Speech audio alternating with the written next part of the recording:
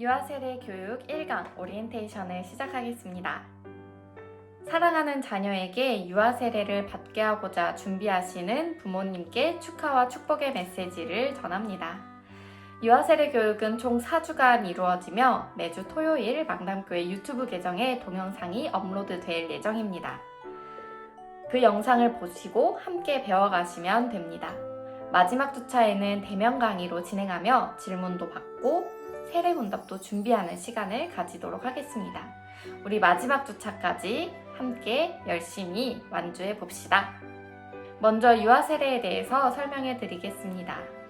첫 번째 질문입니다. 누가 유아세례를 받을 수 있을까요? 자녀의 나이가 만 2세 된 사람, 또 부모 중 한쪽 이상이 세례를 받은 입교인이면 됩니다. 이 두 가지 조건에 해당하는 자녀에게 유아세례를 받게 할 수 있습니다.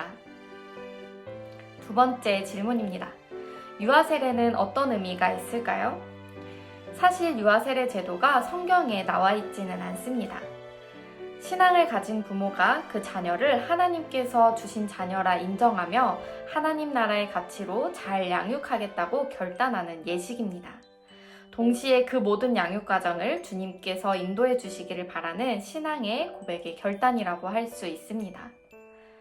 그래서 아이들 자신이 스스로 신앙 고백을 하지 못한다 하더라도 부모의 신앙과 결단으로 유아세례를 받을 수 있는 것입니다. 유아세례를 받은 아이들은 나중에 스스로의 신앙 고백으로 견신례를 받을 수 있습니다. 따라서 유아세례의 핵심은 부모의 신앙 고백입니다. 유아세례는 부모의 신앙 고백을 기반으로 베푸는 것이기 때문입니다. 유아세례를 받았기에 하나님이 알아서 아이를 지켜주실 거야 라는 마음보다는 하나님이 주신 자녀를 신앙으로 잘 양육하겠다는 마음과 태도가 중요합니다. 그래서 부모가 더더욱 하나님 앞에 그 신앙을 바로 세워나가야 하는 것입니다. 우리 함께 말씀을 찾아 읽어보도록 하겠습니다. 신명기 6장 4절에서 9절 말씀입니다. 이스라엘아 들으라. 우리 하나님 여호와는 오직 유일한 여호와시니 너는 마음을 다하고 뜻을 다하고 힘을 다하여 내 하나님 여호와를 사랑하라. 오늘 내가 내게 명하는 이 말씀을 너는 마음에 새기고 내 자녀에게 부지런히 가르치며 집에 앉았을 때에든지 길을 갈 때에든지 누워있을 때에든지 일어날 때에든지 이 말씀을 강론할 것이며 너는 또 그것을 내 손목에 매어 기호로 삼으며 내 미간에 붙여 표로 삼고 또 내 집 문설주와 바깥문에 기록할지니라. 아멘. 부모가 먼저 하나님의 말씀을 배우고 그 배운 말씀으로 자녀를 가르치고 양육해야 합니다. 세 번째 질문입니다. 어떻게 신앙으로 양육해야 할까요?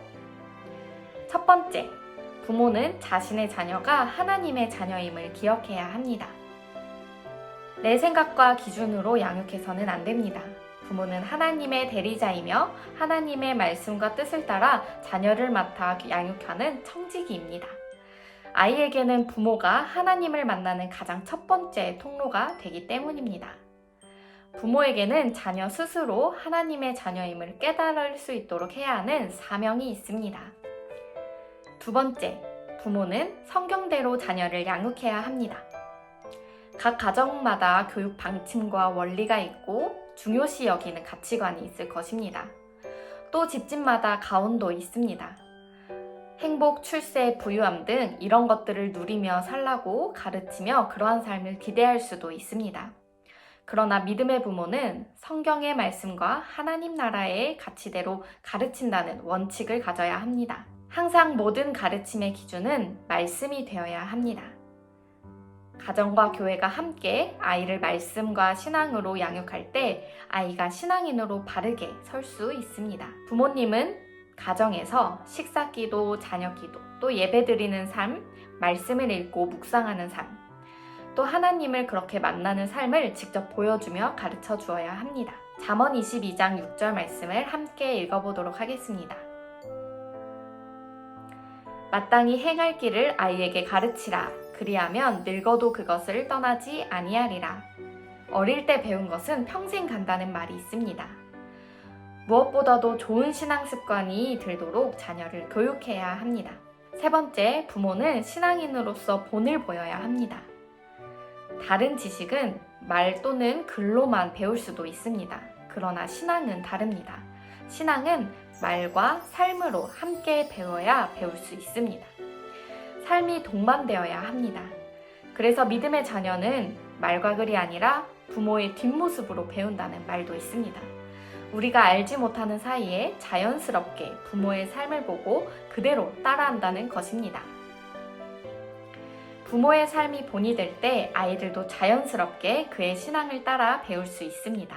자녀들을 믿음으로 양육한다는 것은 간증으로 넘치는 가정이 되어야 한다는 것을 의미합니다.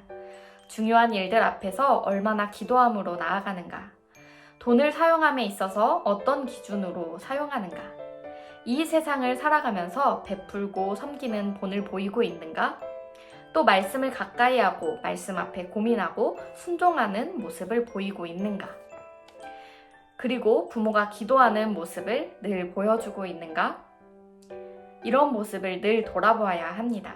이런 삶을 보여줄 때 자녀들은 자연스럽게 이것이 신앙생활이구나 하고 배울 수 있습니다.